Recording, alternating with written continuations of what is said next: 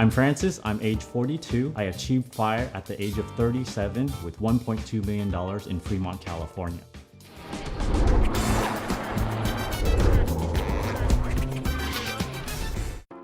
Believe it or not, I was really nervous about quitting my full-time job. I had so much anxiety around it because all I've known is how to work. But I learned after seeing so many friends and family be laid off during the pandemic that no job is safe. May 31st, 2021 was my last day of full-time employment. That was my last paycheck.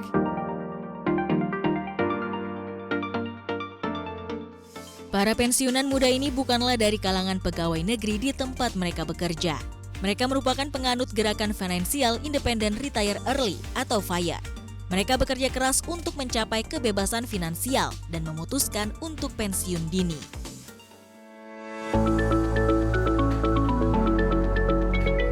Lelah dengan dunia pekerjaan, ingin pensiun muda?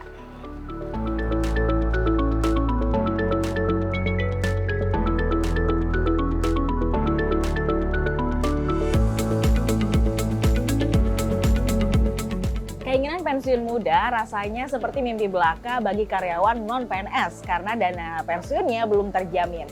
Namun nyatanya dengan perencanaan keuangan yang matang, pensiun muda jadi hal yang sangat memungkinkan bagi siapa saja. Dalam sebuah buku Your Money or Your Life dari Vicki Robin, terdapat sebuah konsep Financial Independent Retire Early atau FIRE, gerakan mencapai kebebasan finansial lalu pensiun dini. Salah satu faktor bagi mereka yang ikut gerakan FIRE adalah dengan menerapkan gaya hidup hemat atau frugal living.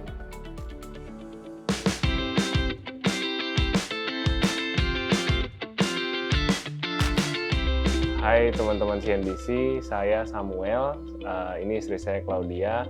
Kita pasangan suami istri kantoran dan kami saat ini menjalani gaya hidup yang namanya frugal living dengan tujuan mencapai bebas finansial di usia 35 tahun. Para penganut frugal living adalah orang dengan kemampuan dan keinginan untuk bersikap cermat dalam menggunakan uang sebagai sumber konsumsi, seperti makanan, waktu, dan uang, serta menghindari segala sesuatu yang berlebihan atau boros. Sederhananya, frugal living mengharuskan kita untuk tidak asal beli sesuatu.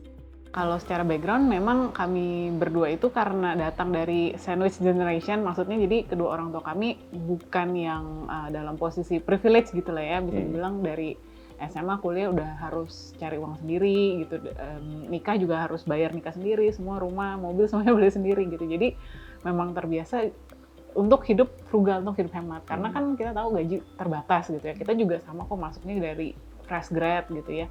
Terus pas jadi fresh grad dengan gaji segini terus kayak kepikiran, aduh ini sampai kapan bisa beli rumah ya gitu. Jadinya itu sih sebenarnya memotivasi kami untuk hidup hemat gitu ya. Nomor satu ya itu kita harus tahu cukupnya kita di mana. Kita harus kenal nih diri kita sendiri gitu ya. Maksudnya yang bikin saya happy apa sih? Yang menurut saya level cukup saya di mana sih? Karena kadang-kadang ya itu tadi pergaulan di kota-kota besar gitu ya.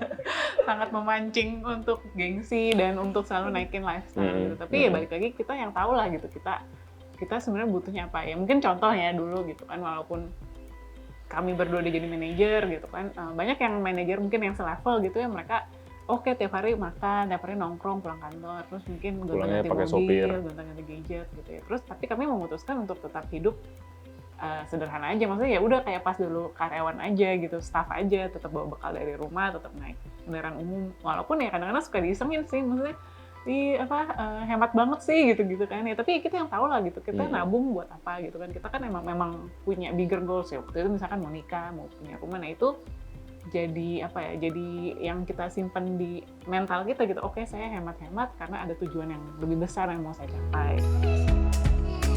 Orang-orang yang mempunyai tujuan FIRE atau pensiun dini akan mengalokasikan 50-70% pendapatan mereka untuk tabungan dan dana pensiun. Setelah nilai tabungan mencapai sekitar 25 kali dari pengeluaran tahunan, para penganut frugal dapat memutuskan untuk berhenti bekerja menikmati masa pensiun muda. Oke, Oke, jadi Financial Independence Retire Early itu adalah gerakan yang dibuat dulu sama namanya itu Vicky Robin. Jadi apa sih, kan kadang suka bingung ya, FIRE tuh sama nggak sih sama financial freedom gitu. Sebenarnya tujuannya sama aja, mencapai titik di mana kita tidak menggantungkan hidup kita terhadap active income lagi, dalam artian adalah misalnya bekerja, seperti itu ya. Jadi yang dicapai adalah untuk hidup melalui passive income. Jadi passive income-nya tuh sudah bisa membiayai kebutuhan hidup. Kalau kita mau mencapai FIRE, biasanya 300 kali dari pengeluaran bulanan kita. Jadi misalnya contoh nih, pengeluaran bulanan kita 5 juta, berarti 300 kalinya titik kita untuk mencapai FIRE itu sekitar 1,5 miliar ya. Kalau FIRE sendiri kan biasanya mereka pakai rules 4% ya, namanya ya, 4%. Jadi uang yang selama ini dia kumpulkan, katakanlah tadi sudah mencapai FIRE 1,5 miliar, ditaruh di instrumen investasi yang bisa menghasilkan return 4%. Katakanlah misalnya apa, obligasi gitu ya. Berarti hasil dari obligasi itu 1,5 miliar, 4%-nya dari return obligasi, misalnya obligasi negara gitu ya, seperti ORI atau misalnya FR, diambil setiap tahunnya untuk biaya hidup. Si 1,5 miliarnya biarin terus aja dia berjalan berinvestasi. Jadi ibaratnya walaupun ada inflasi, kita masih bisa tetap hidup gitu, karena uangnya terus berkembang gitu, karena hasil dari investasi tersebut. Kedengarannya agak beresiko bukan? Apakah realistis untuk bisa pensiun pada usia 45 tahun? Atau bahkan di usia 35 tahun? Ideal setiap orang itu tentu berbeda-beda karena tergantung kondisi setiap individunya. Bisa atau enggaknya dilakukan di usia muda sebenarnya kembali lagi ke masing-masing kita.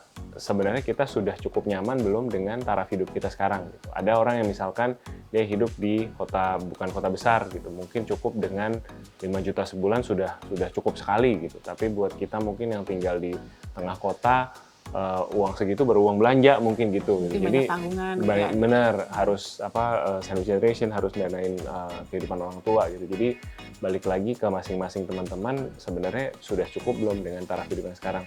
Dan kami sebenarnya nggak terlalu menyarankan sih untuk teman-teman yang usia masih di awal 20-an untuk terlalu cepat mengetok palu bahwa ini aku cukup dengan segini gitu. Karena kita nggak pernah tahu yang namanya hidup, kan pasti nanti ada yang berkembang ya, mungkin kita menikah, mungkin kita punya anak gitu, nanti pasti biaya hidup tuh akan fluktuatif. Jadi memang kalau kita baca-baca juga disarankan sih mulai berpikir kalau memang mau FIRE, mungkin bisa mulai dilihat itu late 20s atau early 30s gitu.